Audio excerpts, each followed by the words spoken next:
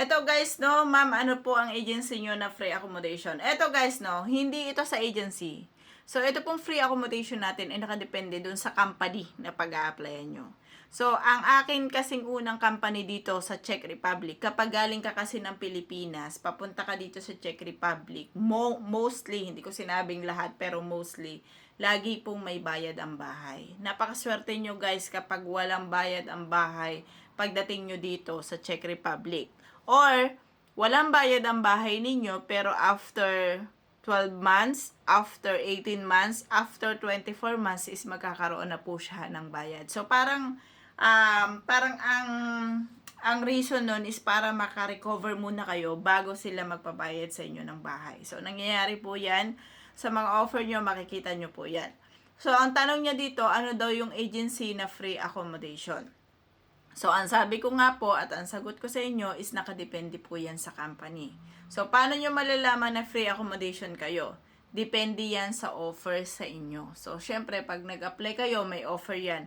Ma'am, ito po yung inyong basic salary. Ito po yung matatanggap nyo kapag nandito kayo nagpunta kayo ng Czech Republic. Meron po kayong kaltas na accommodation. Makikita nyo kasi yan guys sa job offer sa inyo.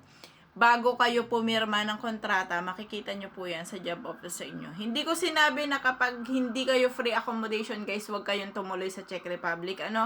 Hindi ko po sinabing ganon. Kasi kahit hindi naman kayo free accommodation, kaya nyo pa rin makasurvive doon sa sahod nyo. Yun nga lang, mas malaki po ang matitake home money natin kapag free accommodation kayo. Let's say, sa kagaya ko, no? Noong una ko po from Philippines papunta dito sa Czech Republic, ako po ay hindi free accommodation. Ang accommodation ko po na binabayaran at that time is nasa 6,500 crowns. So kung sumasahod ako noon ng nasa 29 to 30,000 crowns. Yun kasi yung sahod ko that time eh. Way back 2022 to guys ha. Ang pinag-uusapan natin is 2022. So ito, storytelling lang ako no. Nasa 29 to 30,000 crowns ang aking sinasahod. Makikita nyo doon sa aking gross pay. So ito yung marireceive ko sa kanila. Tapos, pag kinaltas na all in all ang insurance ko at saka yung tax ko. Insurance at tax lang tong kakaltasin sa akin no. Ang magiging take home money ko is magkano na lang, nasa 24,000 something like that. So way back 2022 itong pinag-usapan natin ha. And then pagka natanggal ko na pati yun sa bahay, pag natanggal na lahat, so masahod lang po ako ng nasa 18 to 19,000 crowns. So walang walang overtime. Meron siyang night differential, meron siyang Saturday and Sunday. Kasi guys, iba ang bayad kapag Saturday and Sunday. Meron siyang additional. So, yun yung kaibahan niya, no? Meron akong dagdag na night differential. May bonus ako. I think nasa 3,900 crowns ang bonus ko nung mga panahon na yun. Tapos, bukod pa doon, may performance bonus pa. Minsan na 700, minsan 1,200. Nakadepende yan. All in all, basta ang nagiging take home money ko at that time, way back 2022, doon sa una kong company, is nasa 18,000 crowns to 19,000 crowns. Doon lang siya naglalaro. So, 9 months po akong ganun, no? After 9 months, lumipat ako dito kay second company. So, ito yung company ko ngayon. Sa company ko na to, noong dumating ako dito, ang alok nila sa amin, ang offer nila sa amin is free accommodation. So, free accommodation. Pero, ang akin pong basic at that time is nasa 21,000 crowns lang. Ang offer nila sa akin. Kasi naka-general worker lang po ang pinaglagyan nila sa akin. Although, ang aking apply sa kanila is machinist, inilagay po nila ako doon sa general worker. Hindi ko alam siguro dahil yung sa Japan ko kasi is naka-industrial packaging ako. So, baka yun yung pinag-base nila. Kaya inilagay nila ako sa general worker. Instead na inilagay nila ako doon sa category ng machinist. Kahit machinist naman ako sa aking ilang taong journey ng pagtatrabaho sa mga factory. So, ang last ko lang kasi talaga is yung warehouse. Sige, balik tayo, no? Nandito na ako sa second company ko. Ngayon, itong second company ko, guys, na ito. Free accommodation siya. 21,000 ang aking offer na na-receive sa kanila. Ngayon, same lang din ang pasok ko, no? Kagaya doon sa una kong company na merong night shift, may night differential at meron din siyang Saturday and Sunday. Pero ang kaibahan nga po is dito free accommodation. Dahil ang offer sa akin doon is nasa 23,800, dito naman is 21,000 ang offer sa akin. Pero ang sinasahod ko po dito nasa 23,000 crowns. Bakit? Kasi po free accommodation ako dito. Doon, ang sinasahod ko, kung mapapansin nyo, nabanggit ko sa una kong storytelling, ang sinasahod ko is nasa 24,000 to 25,000 mahigit. Pero kapag nakaltas yun sa bahay, magiging 18 to 19,000 crowns na lang. Diba? Yun nabanggit ko kanina. Pero dito sa second company ko is sumasahod nga po ako ng 22 hanggang 23,000 crowns. Pero dahil free accommodation ako, take home money ko na yon. So, yun yung difference no, ng may free accommodation ka at wala kang free accommodation. So, doon sa tanong na kung mayroon bang agency specifically na itong agency na to, lahat ng offer nila is free accommodation, wala pong ganun. Nakadepende yan sa company nyo dito sa Czech Republic. Okay? So, merong from Philippines na papunta dito, free accommodation sila after 1 year.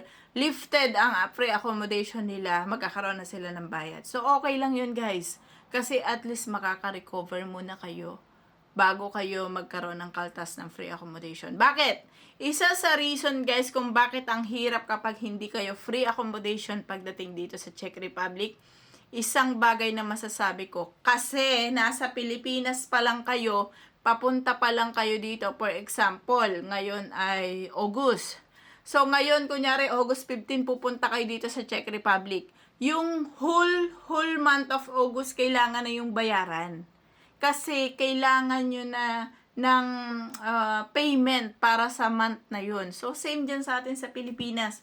Hindi po dito uso na kung August 15 ka dumating, August 15 lang yung babayaran mo onwards. Hindi po yun ganun. From August 1 hanggang August 30, kailangan mo na siyang bayaran. At ang agency nyo po muna ang mag-cover nun. Pero, pagdating ng time is unti-unti po yung ikakalta sa inyo. Meron ditong 1 month advance, meron din ditong 1 month deposit. Kapag nag-excess kayo sa bayad nyo or sa gamit nyo sa mga bills nyo, lahat-lahat yan, guys, sa end ng year, yan po ay ikakaltas din sa inyo. Yun ang kaibahan kapag kayo ay nandito sa Czech Republic compare kapag nandyan kayo sa atin sa Pilipinas. So, sabihin natin na itong si company nyo is free accommodation. Example, no? Free accommodation siya, pero bulagsak po kayo sa paggamit ng energy, paggamit ng kuryente, ng tubig, ng gas, at saka ng heater. Bulagsak kayo, wala kayong pake doon sa consumption. Basta lang kayo makagamit, yung iwanan yung bukas ang heater nyo, iwanan yung bukas ang electric pan nyo, all in all. Pagdating po ng end year, kahit free accommodation kayo, ito pong si agency nyo, pwede kayong hingan ng bayad sa excess. May nangyari na dyan, magkano? 18,000 crowns per head. 26,000 crowns per head. So, may mga nangyayaring ganyan, no? So, hindi ko naman nila lahat kasi meron akong tropa dito na kapag nakaano sila hindi sila free accommodation, so sila yung nagbabayad ng accommodation nila. Kapag lumampas naman yung bayad mo doon sa accommodation, for example, matipid ka sa tubig, matipid ka sa kuryente, matipid ka sa gas. So, pwede naman na, halimbawa, kasi dito kasi iba, halimbawa, sa kuryente namin, per head kami dito ng 3, dito sa tinitirhan namin is 1,000 per head. So, 3,000 yun.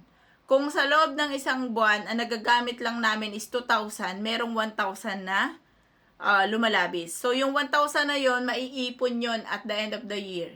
Ngayon, sabihin natin, kunyari, lagi kaming labis ng 1,000. At the end of the year, sabihin natin na 10 months, 11 months, or 12 months ang na-cover up niya. So, ibabalikan kami noon ng, magkano? Kung ilang libo yung aming naging parang excess. So, ganun din sa gas, ganun din sa tubig. So, all in all. So, yun lang. Sana nasagot kita, no? Thank you.